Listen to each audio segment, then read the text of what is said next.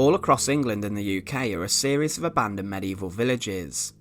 In fact, it is estimated that there are over 3,000 deserted medieval villages in England alone. Many of these are documented, however there are a large number that have simply been forgotten, and records of their existence aren't recorded. But what makes a deserted medieval village, and why were these settlements and dwellings abandoned and left? Today we look at these, and specifically, the reasons for their abandonment. To support our channel, please make sure to subscribe. In a previous video we've looked at life inside medieval villages, and the sort of life that the inhabitants lived. The people living in dwellings inside these villages would have had their lives dominated by the agriculture industry, and they would primarily be farmers. Much of the land around the hamlet would be owned by the lord of the manor, and people would rent and farm the land for the lord to turn over a profit for him. However, there became a period of time in which many of these villages and seemingly thriving settlements became abandoned.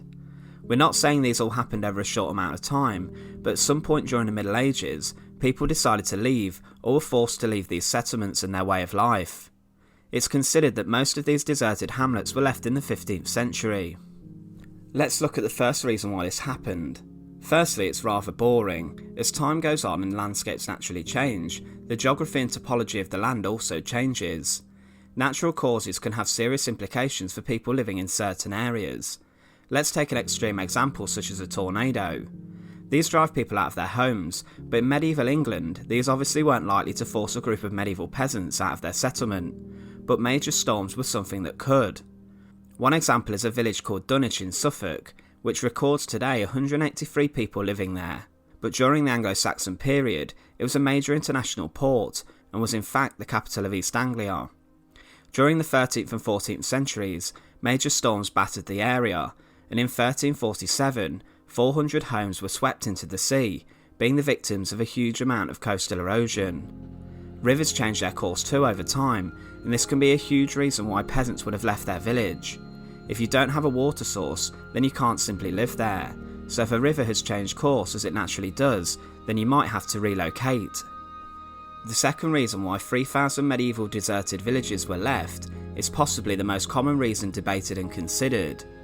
The Black Death, or the Great Pestilence or Plague, swept across England in 1348 to 49, and it seemed to have entered the country through the port town of Weymouth. It travelled across the south in its bubonic form during the summer of 1348, before mutating into its pneumonic form in winter.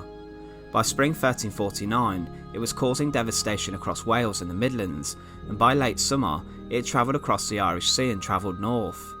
This was also the case across Europe, and the plague ravaged the continent, leading to the deaths of an estimated 25 million people, which was estimated to be 40 to 50% of Europe's population. In England, it's estimated that it killed between 40 to 60% of the population.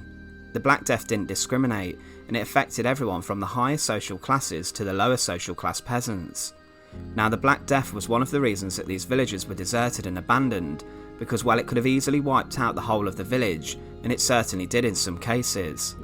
Many villages across England had their complete populations killed by the illness, and this was a common thing. Fields which had been previously farmed by the village's population were left abandoned and overgrown, with the harvest being untended to, leading to a lack of food for the population. The implications and consequences of the Black Death meant that peasants were now in high demand by the lords of the manor in order to work their land. Trying to get a peasant workforce now became a competitive industry, as lords would try to tempt peasants away from their villages to go and work in new areas with the promise of more wages. So this could be another reason why settlements and villages were left deserted. It began with the Black Death, but those lucky enough to survive it could simply have been offered more money to move to a different area. Moving freely could also have been a reason why these villages were deserted. Towns were becoming more common and becoming more populated during the latter medieval period, and could have been seen as more attractive than village life to those people living there. Towns had become trading hubs, and even some goods were being traded from Europe, which meant that certain towns became international trading hubs.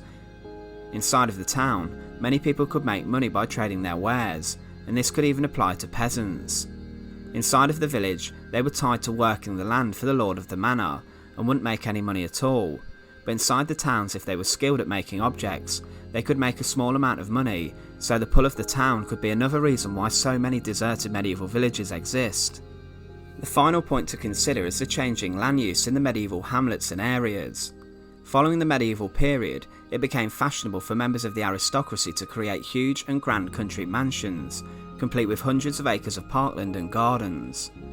Now, what do you think made way for these rich people to create their luxury landscape gardens? Well, probably the medieval villagers did. Lords of the manor, even during the medieval period, would participate in a trend where they could happily move one village and destroy their homes in order to build a more substantial house for themselves. Although this sounds rather barbaric and in poor taste, forcing people out of their homes to build a bigger one, the peasants really couldn't do much about this, for they pretty much worked for the lord. What he said went, and there was little you could do about it. Landowners would also try to invest and take advantage of new markets too. For example, some tried to take advantage of the profitable wool trade that existed in England, and by doing this they brought sheep. Instead of planting fields with food and vegetables, these fields would be left for sheep pastures, and therefore peasants were left with no work, as they weren't needed to farm the land. So overall, there are a number of different reasons why medieval villages were abandoned by their inhabitants. Be it the Black Death, a change in the landscape, or the way in which the land was used, one thing is certain, that the settlements were left, but still today much of their earthworks remain. Interestingly, the footage you've seen in this video is from Gainsthorpe Medieval Village. We'll look at this in detail in a separate video, but it's believed that this village was abandoned in order to become a sheep pasture. However, more interestingly, it was allegedly a den where Tudor robbers would hide out, but that's for another video. Once again, thanks for watching. To support our channel, please make sure to subscribe. Once again, thanks for watching.